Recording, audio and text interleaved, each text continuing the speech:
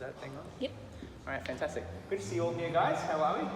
Fantastic. Fantastic, fantastic. All right, show of hands here. Who has a preference for what they're here for tonight? So put your hands up if you're primarily here for nutrition, primarily here for competitive mindset, mix of both. All right, good mix here. So we're going to delve into some of the basics of nutrition. Now I want to start with the basics because some of you are new to this sort of stuff, some of you are veteran CrossFitters, have had a lot of experience in the field of nutrition, and I want to start with this so we can build up into a couple of key issues, just so that we're all on the same page in terms of what a macronutrient is and so on and so forth.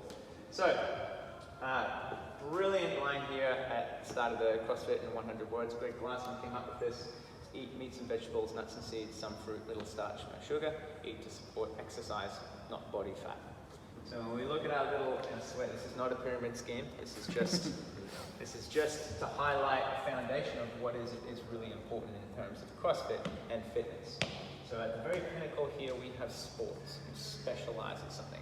You're the best on earth at throwing a heavy piece of metal. You're the best on earth at swimming from there to there 20 times in any given time. You're the best CrossFit or whatever it is. That is the absolute apex of your physical capacity. Underneath that, the lower priority, so to speak, is weightlifting. So you're shifting loads external to your body. Slightly more foundational than that is the ability to move your own body through time and space.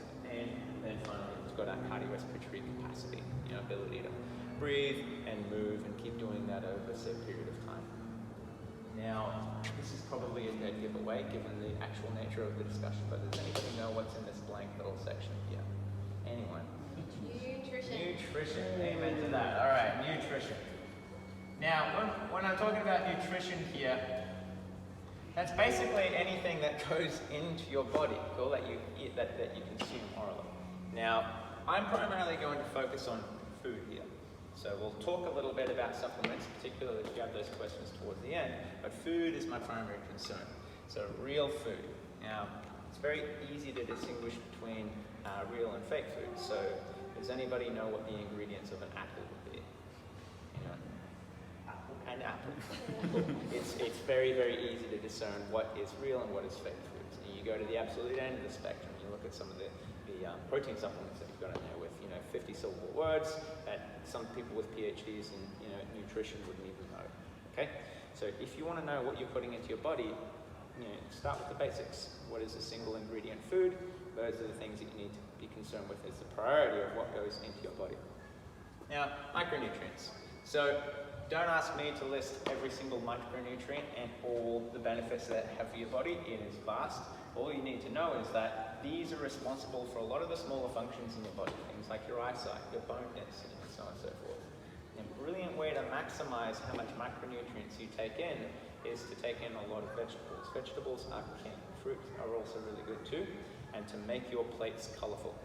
So if you're like me, which I had done for quite an extended period of time, you're eating somewhat lean types of food, but there is no variety, and you're just looking at plain chicken breast and plain brown rice. There are advantages to not eating bad food, but if you really want to take in as many micronutrients as you can and get overall better health, you need to have color on your plate. Red capsicum, spinach, things like that. Really mix things up, have a variety. Macronutrients. Okay, we're going to talk a lot about this today, guys. So macronutrients, we have our proteins, carbohydrates, and fats. So basically, the three of them serve different functions. Protein, but all of them are sources of fuel. All fuel we need to do things with our body, movement.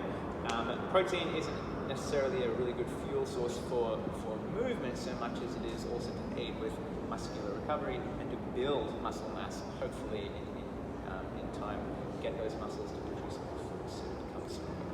You've got your fats, which act as stored energy, and don't think of fats as a bad thing. Fats are actually very, very good for you, very good for any number of cells in your body. And carbohydrates, think of them as more readily available energy. Very, very important for CrossFitters, because you guys are going to be operating at high intensity on workouts. And as you get less and less intensity and less energy expenditure, it's become slightly less pertinent, but still fairly vital nonetheless. All right, so we've got this age-old calories in versus calories out. Put your hands up if you've heard of this before. Yeah, most of you. So to summarize, it's how much you weigh or your total body mass is determined by how many calories go into your body and how many exit through physical activity. Now, a lot of scientists have, I wouldn't say entirely debunked this, but it's a little more complicated than this and this. The variables kind of look something like that. There are about 50,000 variables that determine what actually happens in the internal processes in your body and how you get them out of your body. Cool? And scientists are coming up, discovering new and new things all the time that impact how much calorie expenditure you have, how much you sleep when you eat your food, what types of food you eat, any number of variables. What your natural metabolism is like. Genetics play a part of that too. But one that we're really going to dive into today is not all calories are equal. Cool? All right, so what goes into your body and how it goes out, very complicated stuff. And we'll dive into one really key feature that we'll focus on. But before we get to that, we think about nutrition and goals. So, what is a diet? A diet is essentially, what you're eating to achieve a goal. Now, diets don't necessarily have to be a temporary thing, set in time. They can be permanent. So, goals. If you could narrow nutrition goals down into three things, it would be 1, energy. So, raising your energy levels up to something that's ideal for your daily activities. And that could be coming from a bad energy place to, I want to hold this amount of energy that I have. Or adjusting it to suit how you're going to have any set of lifestyle changes. You're going to start exercising, or you're moving to a sedentary job.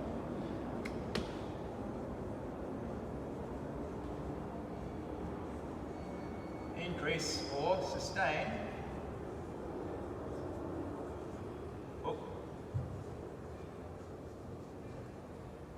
Increasing or sustaining muscle. And when we talk about that, we're talking about lean muscle mass. Not necessarily your total body mass, lean muscle mass. And of course, thirdly, reduce body fat. Cool. Reduce or sustain body fat percentage if you think what you have is ideal.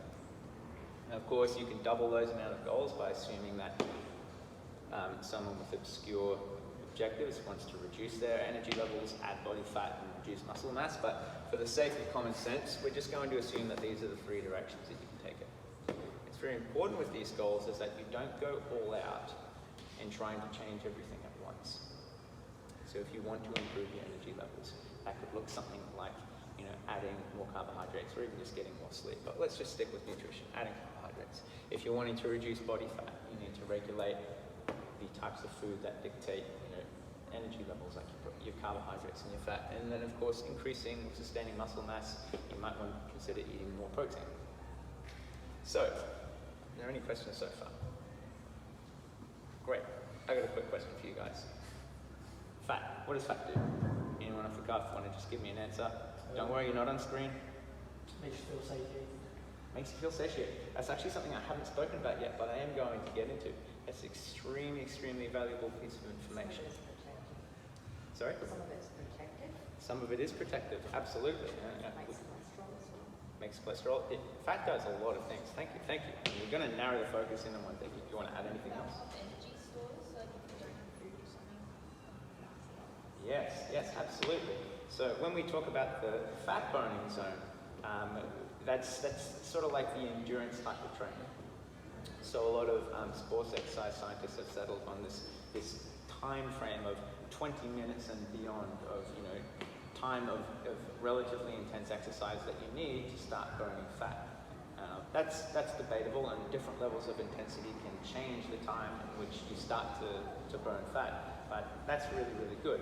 Now, of course, protein can act as an energy store as well. But if you're in that stage where you're using protein, you're probably in survival mode and you've gone a long time without eating. Your body starts to deteriorate. So, not really good stuff.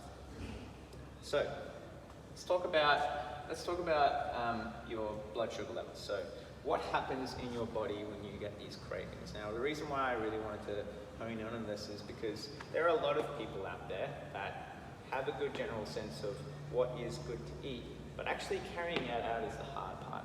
The solution is simple, but it's hard. So, let's track this. So you've got your blood sugar levels here, and you've got time that goes along here. Now let's just take your high carbohydrate consuming person. You know, they're drinking a lot of soft drink or eating a lot of ice cream, things like that. And what that does, it spikes your blood sugar levels, and then it crashes down. So you're looking at this pretty gnarly ebb and flow. Now, I want you to imagine that you could break these up into 3 different categories here. You've got this safe zone. This is a pretty healthy place to be. If I spell anything wrong, just let me know and we can all point and laugh. This is a healthy zone. This is basically where your food satiation and hunger levels should be in order for you to sustain a healthy amount of body fat, give you enough energy, and have your muscles replenish. Now, if you're eating a lot of refined carbohydrates, and those would look like your unnatural foods, things like ice cream, chocolate, all the stuff that tastes really yum that we know we shouldn't be eating, but we do anyway. What that does is it spikes your blood glucose level, and your body produces insulin as a response. And when you spike up to this level here, this danger zone, you store body fat. Nice and simple, right? Down here, you get these pretty intense cravings. I'm sure, put your hand up if you've experienced those intense cravings. Yeah, and what do we normally want during those intense craving periods? Something sweet, right? And so this is the danger zone. Now this isn't necessarily a bad place to be physically, it is in some regards, but why it is dangerous is because it almost follows up with you reaching this point here. Cool?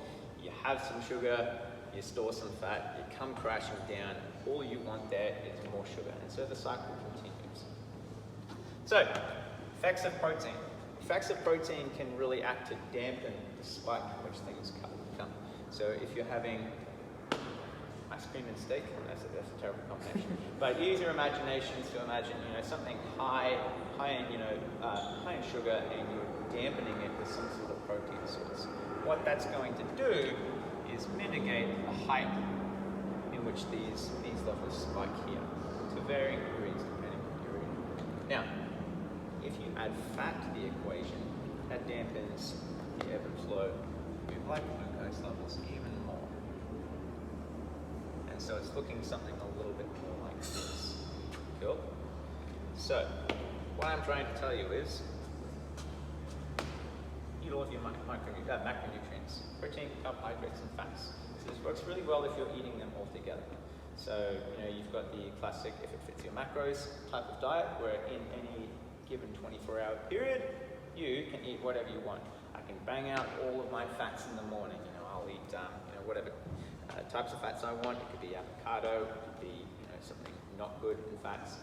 You could have lots and lots of eggs, or, some egg yolks.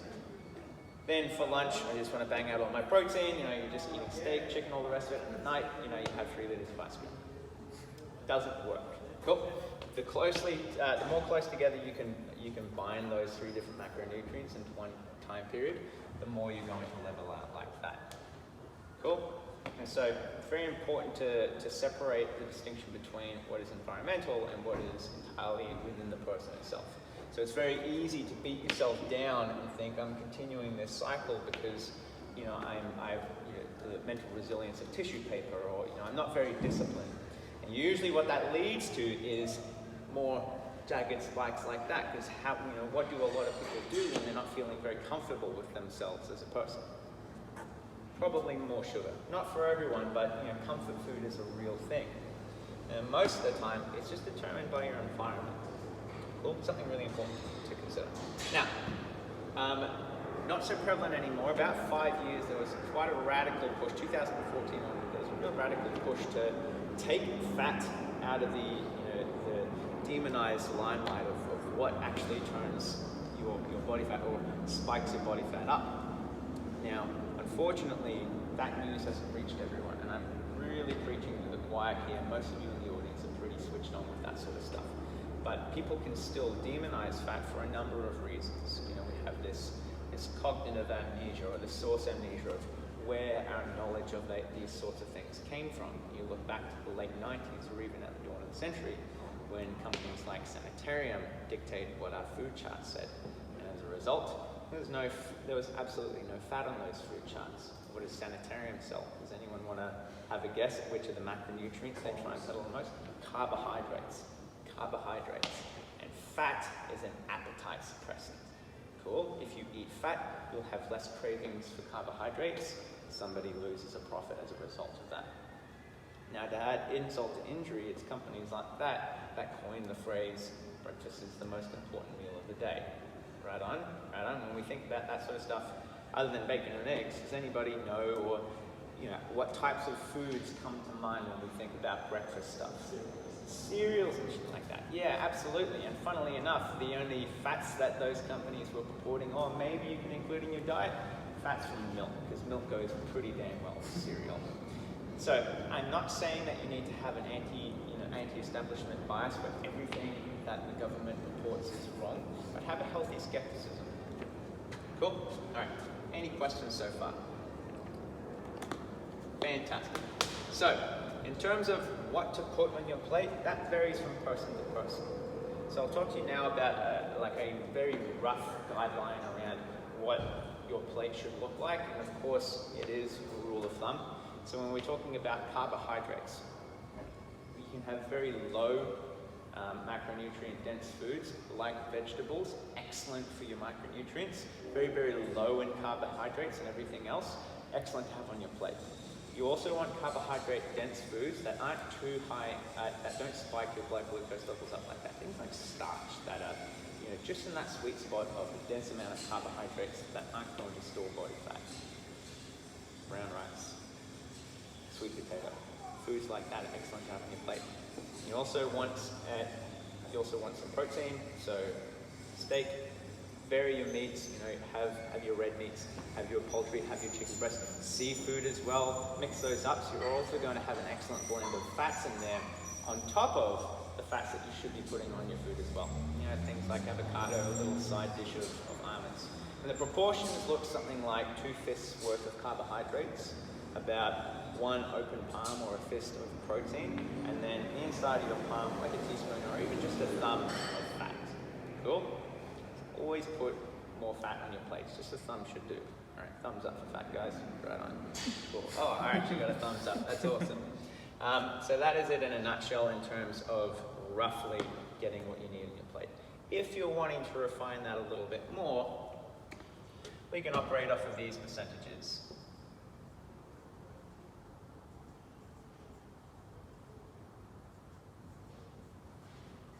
All right, 40% carbs, 30% fat, and of course, protein as the other 30%. Now, if my math is right, that adds up to 100%, and that's what you should be taking in. Now, it's up for debate, but most scientists have settled on roughly these numbers as an excellent balance for most people. Now, these are going to shift depending on your day-to-day lifestyle. If you are an endurance athlete, you probably want to be concerned more with macronutrients that are involved with energy, lots of fats, things like that. If you're sitting down in the office, not doing much, and you don't exercise, that's going to change. I mean, obviously we want you to exercise, but something to consider. Now, this is an excellent starting point for those of you that want to get your nose into what needs to go on your plate. So look at the food labels. Go online, search for how much protein is in 100 grams of chicken. Search what it is after it's been cooked. Look at your oils, how much fat is going into that. Look at your brown rice and figure that out. And that will help you determine what proportions are going to go on your plate. Now, having said this, if all of you follow this, that doesn't mean that you're going to achieve your ideal physique or energy levels or levels of fitness. So like I said, this is an excellent place to start. What you may find is you could be on the 40-30-30 and for whatever reason be adding a little bit of fat to your body. And you don't want to change your physical output. that's fine. Just think about reducing the fat a little bit, or your carbohydrates a little bit. You want a little bit more energy and you're happy with your body composition, think about upping the number of carbohydrates you have just a little bit. You want a little bit more muscle mass, add some protein. Key here is have one foot on the ground at a time. If you think you want to burn fat and increase muscle mass and have more energy, the more variables you add to the equation, the more challenging it is to, one, get things right, and two, pinpoint what went wrong. If you're changing 3 things at a time, how do you know which thing to change? You're just going to have to start from scratch and run your little experiment again. So be wary of that, guys. Now, Zone Diet is a diet. Now, I'm not prescribing the Zone Diet to you, but it's an excellent platform to really reinforce this 40-30-30 rule. It's going to frustrate you that these things are done in pounds, but you can go online and actually look up the Zone Diet articles in the CrossFit Journal. So there's one from 2005, I think, and another from 2016. Basically, what it does is it categorizes you into different weight classes for men and women, and an estimation of how much energy expenditure you have. But a great guideline is if you have, I think it is 10% of your lean body mass is going to determine how many blocks of food you eat. And I'll get into blocks very shortly. So I'm going to use some pretty round numbers here for ease of mass. If you're a 200-pound gentleman, forgive me for using pounds here, guys, 200-pound gentleman, and you've got 10% body fat, cool.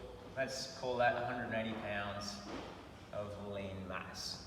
That's going to determine how many blocks you eat. You just divide that by 10. Again, if you don't remember this, that's fine. It's easy to just look up which category you're in on one of the Zone Journal articles. Cool. So 18 blocks. Now, a block in translation is just a set number of macronutrients that you need to consume in any given setting. So one block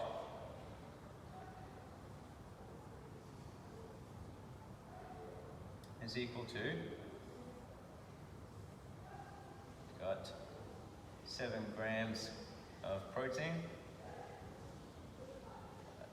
9 grams of carbs. Now this next one's a little bit funny. It's 3 grams, but also 1.5 grams of fats. So really we want that to be 3 grams of fat, but we assume that you're going to be a meat eater. If you're not, you just eat your 3 grams of fat. If you do eat meat, most meats will contain adequate enough fat to account for half of your intake of fat. Cool? So we'll leave that at 1.5 grams of fat.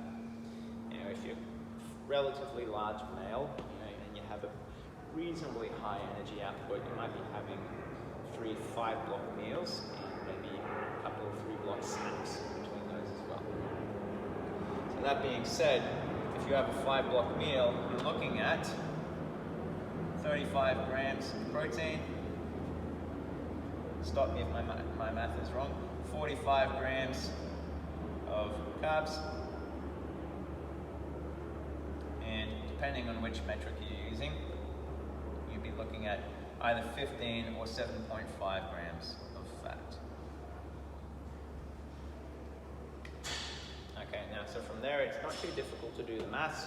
You look at the protein, carbohydrate, fat content of whichever food you have as it's prepared in front of you. So check your meats after you've cooked them, and you just do the math. If you want to use chicken breast as your source of protein, that could look something like roughly 150 grams of chicken breast will be 35 grams of protein. Very important that you don't get it muddled up and just have 35 grams of chicken breast. We've had Michelle. Okay. We have had people nearly look like a skeleton after a week with the Zone Diet and think, oh my God, this diet is awful, but I'm losing weight, so yay me. That's not the case, guys. So this is the actual macronutrient content rather than the actual volume of food that's going to go on your plate. Now again, if you freak out with numbers, that's fine. Just use your general rule of thumb. So 2 fists of carbohydrates, 1 fist or an open palm of protein, and a thumbs up for your fats on the plate. Okay, cool. Is everyone with me so far? Can we just cover up on its counted as a single Yeah, you can't, yeah, unless you want to go insane, like I actually did when I first started doing the zone diet. I calculated every macronutrient of every food and had to.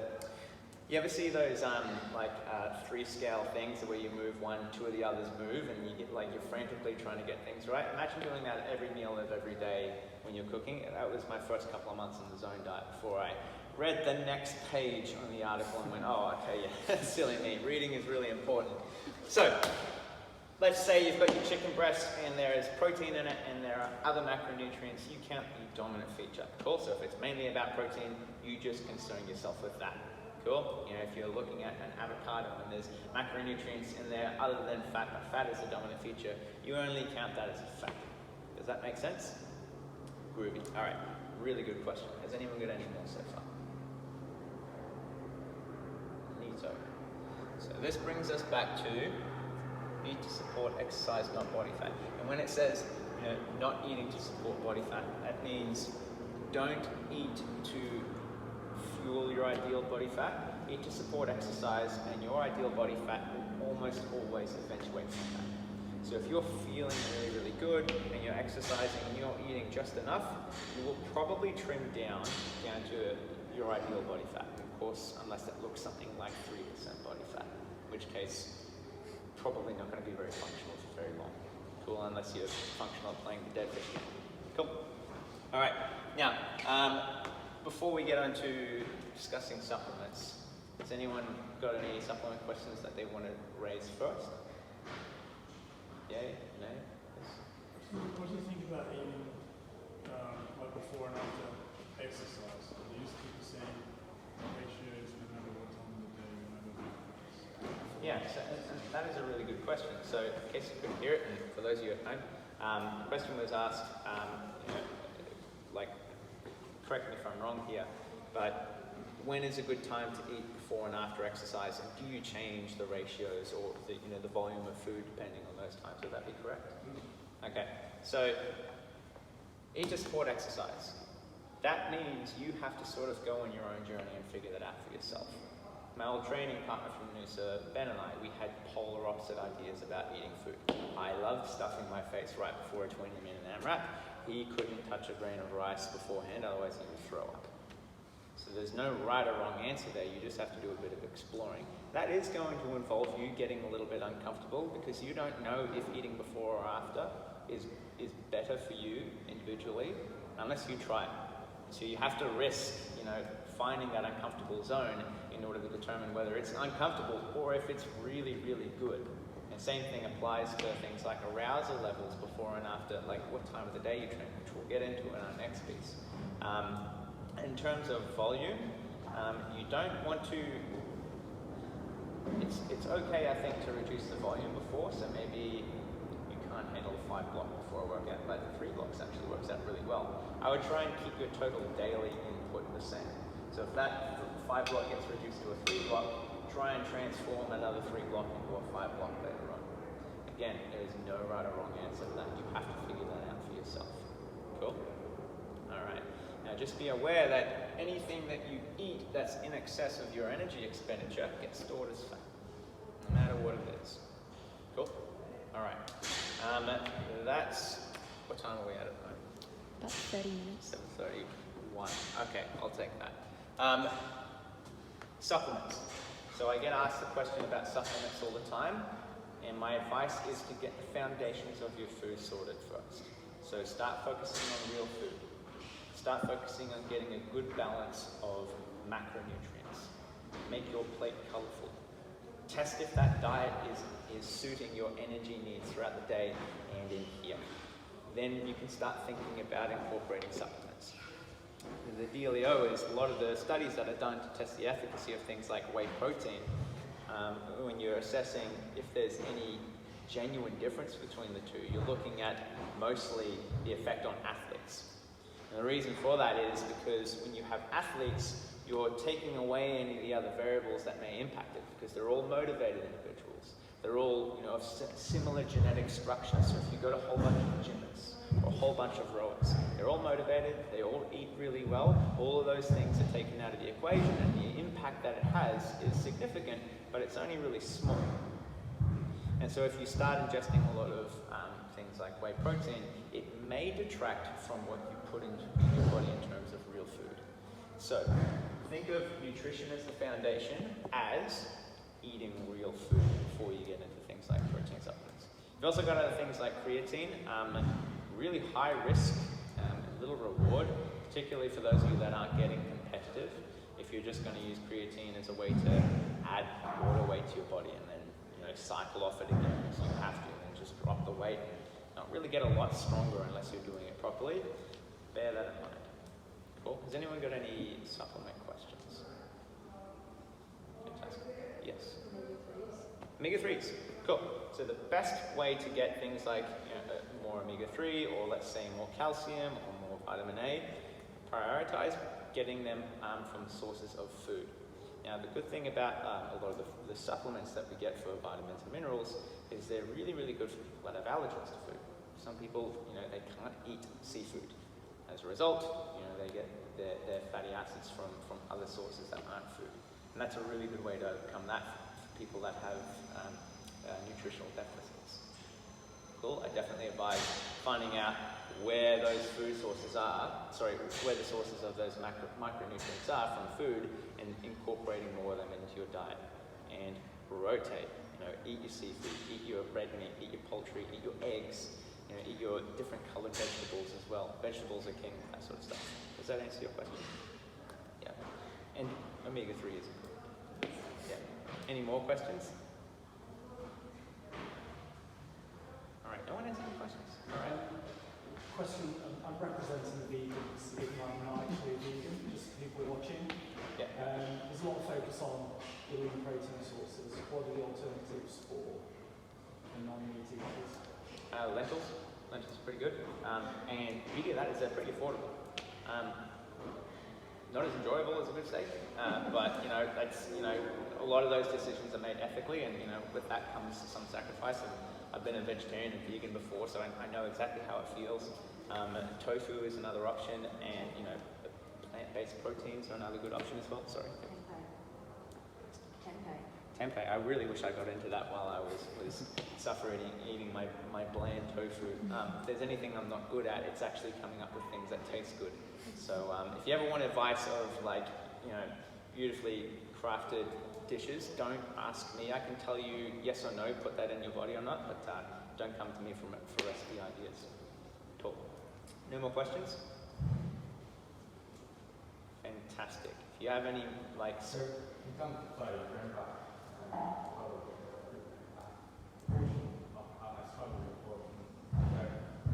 If he measured 1 pound, whatever, what would be thickness? So that was a really, really good question. So if you're measuring a palm, what about thickness? Well, if you've got a really thin hand, then you just got to work with that. And if you've got a fat hand, you have to work with that too. No, I'm kidding. And this is the reason why there are rules of thumb. If you're the type of person that's invested with specificity, don't use the rule of thumb.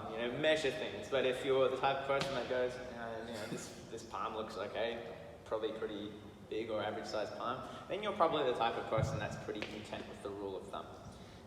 A lot of dieting is psychological. If you're the type of person that freaks out at measurements, maybe start incorporating the rule of thumb. If those of you that are just happy, they want to know every little detail, I'd recommend measuring and weighing your food. Yeah, work with what works best for you mentally as well as physically. Cool. Great. Okay. Cool. We'll just take a 2-minute break.